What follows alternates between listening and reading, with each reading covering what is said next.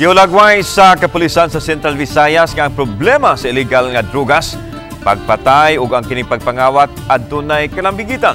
Sayra nato ang detalye pinagi sa report. Niring bago lang adunay nakuhaan og video nga malalaking nanglabni sa pasahero sa bus nga naghunong sa may Embacalzo Avenue ug dayon sibat. Lakip kini sa gitawag nga crimes against property nga nahitabo sa palibot nga naghatag og hagit sa mga tinugyanan sa balaod pagsulbad. Gituwa sa kapulisan nga ang bisyo sa illegal drugs ang nagtukmod sa mga tao nga mangawat na lang aron adunay ikasustinto sa bisyo. Ang drugas usab matud pa mao'y hinungdan nga motumaw ang kaso sa pagpamatay. Nining bag-o lang nahulikam ang pagpusil patay sa usa ka lalaki nga nagbarog lang daplin sa karsada sa may barangay Kalunasan.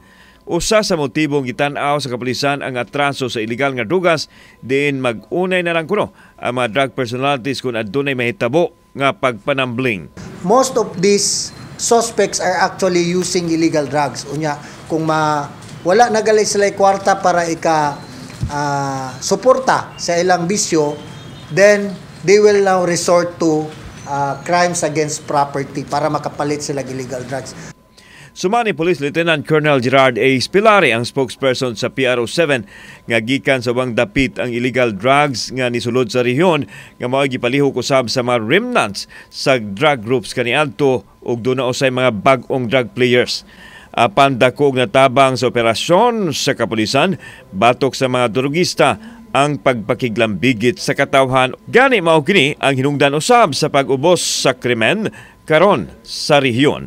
This is the specific instruction of our Regional Director, Police Brigadier General Anthony Abirin, nga kinahanglan ang atong units on the ground will focus on the fight against illegal drugs. Of course, this is taking a cue from the BIDA template of our Secretary Abalos, kining buhay ay ingatan, druga ay ayawan.